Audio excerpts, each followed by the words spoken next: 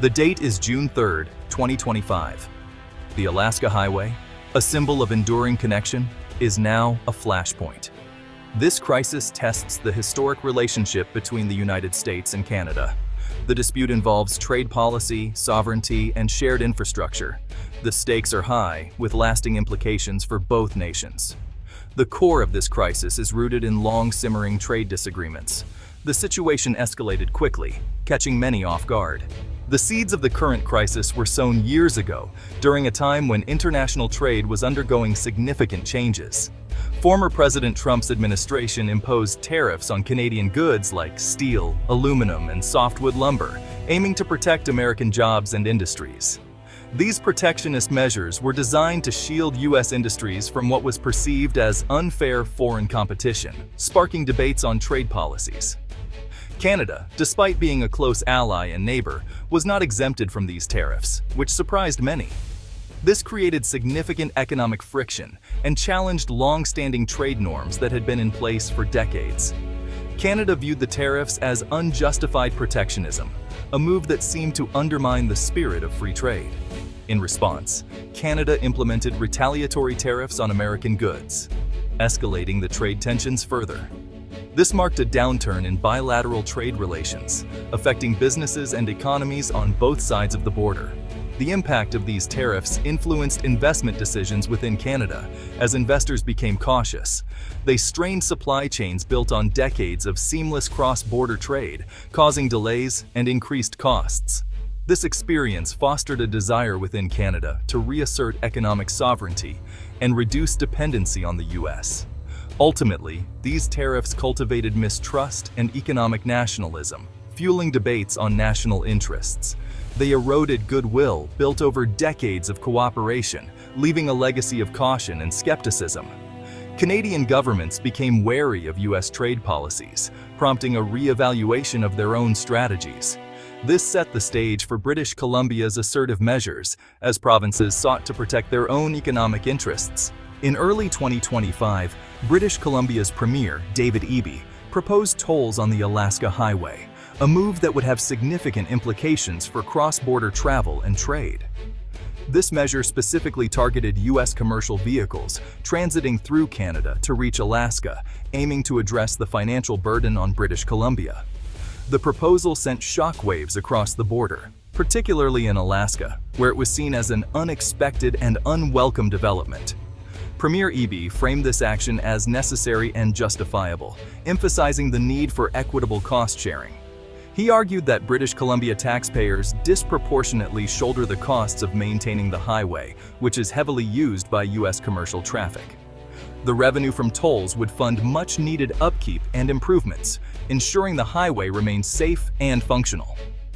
The toll idea was also linked to ongoing trade irritants with the U.S., adding another layer of complexity to the proposal.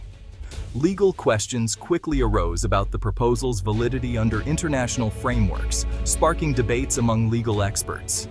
Could a Canadian province unilaterally impose such tolls without federal approval? This question became a focal point of the controversy. The Canadian federal government's stance on the issue became crucial, as their support or opposition could make or break the proposal. The reaction from Alaska and the U.S. federal government was swift and strong, with officials condemning the proposal. Alaskan officials and residents expressed outrage, fearing economic repercussions and increased costs for goods. The U.S. government warned of potential damage to bilateral relations, highlighting the proposal's far-reaching implications. Threats of counter-retaliation from the U.S. surfaced, raising the stakes and intensifying the situation. The situation underscored the need for calm heads and effective diplomacy. The crisis intensified rapidly, requiring careful negotiation to avoid further escalation. The Alaska Highway, also known as the Alcan Highway, represents a monumental feat of engineering and human determination. Its construction began in March 1942 in direct response to the attack on Pearl Harbor, which had shocked the nation. The U.S. government feared a potential Japanese invasion of Alaska, which was then a remote and vulnerable territory. Securing a reliable overland supply route to Alaska became an urgent priority for national security. Thousands of U.S. Army engineers, along with Canadian workers, collaborated to build the highway under harsh conditions. Remarkably, the initial road was completed in less than 9 months, a testament to their hard work and perseverance. After World War II ended, the highway was opened to civilian traffic, transforming it into a vital link for everyday travelers. It became a crucial economic and social corridor, connecting Alaska with communities in the Yukon and northern British Columbia. The highway supported the growth of resource industries, facilitated settlement, and boosted tourism in the region. It symbolized the unique and enduring friendship between the United States and Canada, forged through cooperation. However, the current crisis places this rich legacy at risk, threatening the very foundation of this historic route. Using the highway as a bargaining chip in a trade dispute is deeply troubling and could have far-reaching consequences. Preserving the cooperative spirit and the legacy that the highway embodies should be of paramount importance to both nations. Alaska's economy and residents depend on the Alaska Highway. Essential goods like groceries, pharmaceuticals, and construction materials travel this route. The highway is the primary supply line for many Alaskan communities. Proposed tolls or restrictions would impact numerous industries. Retailers could face empty shelves and higher costs. The construction sector relies on timely delivery of materials. Tourism operators worry about decreased accessibility. Economists forecast severe consequences if tolls are implemented. Consumer prices could surge, and supply chain bottlenecks could worsen. Alaska's economy faces a serious external threat. The human impact of this crisis is felt in border communities like Hyder, Alaska. Hyder relies on Stewart, British Columbia for essential services. The international border has historically been a porous line. Imagine a Hyder resident, Sarah, whose daily life involves crossing into Stewart. Her children participate in school activities in Stewart. She buys groceries there and accesses Canadian medical services.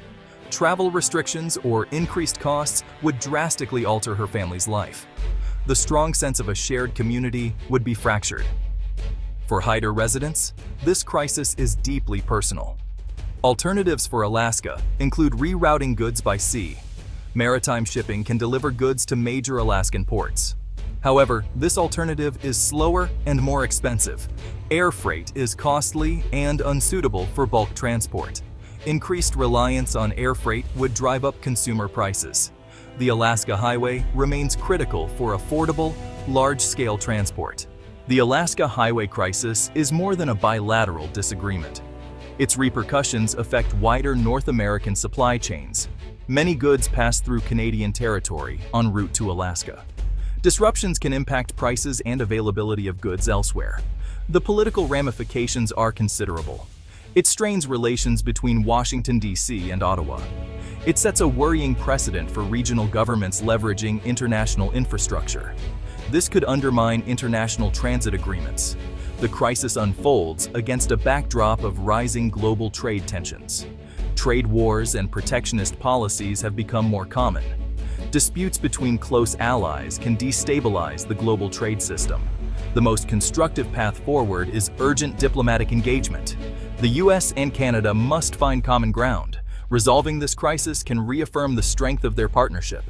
Global stability is enhanced when allies work together.